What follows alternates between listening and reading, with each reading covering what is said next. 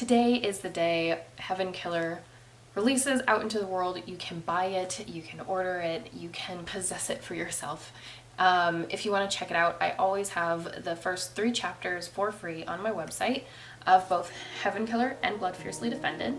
And today, this is going to end up being probably a fairly short video because I'm going to be talking about the differences between releasing my first novel versus releasing my second novel. And there actually weren't that many. So let's get into it. So the first thing that was different between just the whole process of the first and second novel was when I reached the beta stage. So when I reached the beta stage, actually getting betas was a little bit harder. The novelty of it being my first book had worn off a little bit, but on my end, things were much more streamlined because I already had the questions. I knew what I was doing this time around, for the most part, so I knew key questions to ask. You can check out my beta reader video if you wish. And asking key questions, I knew which ones were important, which kinds of questions people were more likely to give a thorough answer to, and things like that. So that was a much quicker process. Also, huge difference, and I give her a shout out here, is the lady that runs the writer's workshop at the library. She helped me through editing, page by page, sentence by sentence, this entire book. So I had a very polished book before I even brought it to the professional edit, and that was huge. Going into that professional edit, going into the beta process was with such confidence, really made the whole process so much better, and I think it's a much higher quality book because of it. As far as the actual release of the book, big differences exposure-wise. When I released my first book, I had maybe 300 followers on Instagram and like 3 subscribers on YouTube. Now I have, I think, 34 subscribers on YouTube and almost 800 followers on Instagram. So my reach is so much bigger, which is so exciting. I know there's not big numbers to most people, but I think that's insane because a vast majority of those people, I have no idea who they are. I have never met them. So for me, knowing that there's 800 people that give a crap about my writing life is huge. I think that's amazing. You know, there's 35 strangers that sit down and take time out of their day to watch my content, and I think that's amazing. So that is a huge difference to me between the first book and the second book.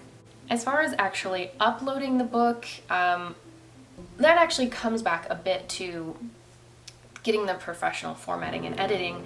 And when you go get your book formatted, you let them know who you're releasing through. And of course, this time I knew I was going to be doing at least Amazon and Barnes & Noble.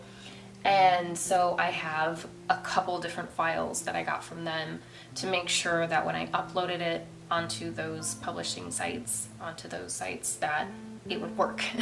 They have their own regulations, their own formatting requirements, and you have to make sure you know that right out the gate when you're getting those formats, because otherwise you'll upload it, it won't work with their systems, and your book won't work. The ebook on this one is being a little finicky on Barnes & Noble, but I think that's on their end because they also claimed that the cover art for the paperback wasn't going to work, but it did.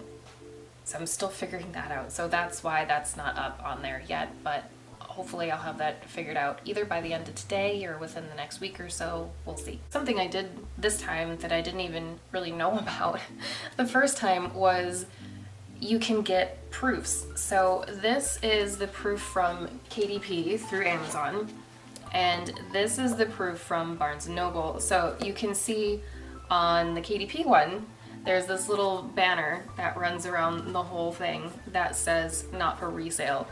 This one doesn't have it. So this looks as it's going to look. So they had claimed their Barnes & Noble, they said that the spine the image wasn't gonna work on the spine. I think specifically the little flaming feather there. But as you can see, it works just fine. Getting proofs is something I did this time that I didn't do the first time, because honestly I didn't even know about proofs the first time. So now I have proofs. So I like to have at least one edition of my book, and to keep and write notes in and things like that. This will probably be the one for that because it's already messed up with the banner. So this will probably get notes and tick marks and all those kind of things and bent pages in it. Yeah, uploading onto the sites. Barnes & Noble, also, I thought it was gonna be maybe more difficult. Pretty dang easy. Both of them, both KDP and Barnes & Noble, are really easy. If you have your files set from the formatters, from your Illustrator, you just plug and play. You just drag and drop to a point. You know what genres your book fits in, you select those, you have, make sure you know your ISBN number, make sure, the little information that you do need, just make sure you have that ahead of time. At least this is my preference. I had a list of all the possible genres and things, and they ask you really simple questions. How many pages is it? First and last name of the author or pen name, if you're going to go under a pen name, and things like, and of course, what size is it? That was something, when you are talking with the formatters and the illustrators, make a note of all of those things, because you're going to need that information about like what are the actual dimensions. So because you need to know that. And of course, if you say you have a 6x7, which isn't even a thing, and you actually have cover art that's 4x7, it's gonna look really weird. It's not gonna work. You're gonna get an error message. So have that information, and you just plug in the information, and it's super, super easy. And that was it. And then you just select your release date. You can upload, I think on Barnes & Noble anyway, it was, on both of them, it was like a year ahead of time. So I could upload a book today that comes out in 2023, March 4th, and that would be totally fine. And I think that's amazing. And then you can allow pre-orders, I think it was up to 6 months ahead of time. So good stuff to know. I'm still learning. I'm only on book 2, but I'm getting it down and I'm learning so much more. As far as differences between the books, that was about it. Just having it on multiple platforms, things weren't that different. I know to get proofs now to make sure physically the book is okay, and that was it. Bigger audience, more platforms, more bookstores are selling it, and I know a little bit more this time than I did last time. I'm happy with it. I'm really happy with it. I think it's pretty darn good. I think it's better than the first book I put out, for sure. And I mean, that's the goal, is every book should be at least somewhat better than the last one. I want to be continually getting better. So I'm gonna put in some fun news, which is I did put a little flip through teaser on my Instagram, and I showed this is flip through of this book here, and one of the images that showed up was, I'm trying to find it. Actually, through the flip through, you could really see this part of the book. And rightfully so, some people thought it was sign language, and these are actually different anchors, basically, different ways to hold the string of a bow, because this is actually, I'll link him down below, but it's this amazing archer. I can't remember his name right now, but this is the book that he bases a lot of his stuff off of, so I had to get this. And I'm also, as soon as I'm done filming here, I'm going to be ordering 3 other books on archery, because I'm getting a recurve bow. Yes. So that's my big celebration of getting another book out, is I have had archery in my life, my entire life.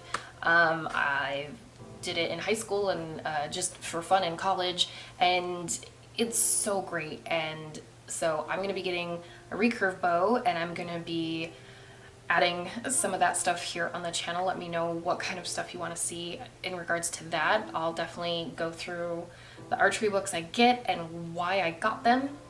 Also coming up, I am gonna hold true to my promise to become autumn personified, making little changes, and I have a skirt that and a little capelet that I'm gonna be making out of some fleece sheets, actually, that I had because they're already cut up now. So archery and sewing coming up. I'm really excited to get the bow. I still am selecting which one I'm even gonna get. And I'll go through, that's gonna be a whole different video though, is talking through what I was looking for and why, what companies I was looking at. Thank you so much for watching. It means so much to me that people care about my writing career at all.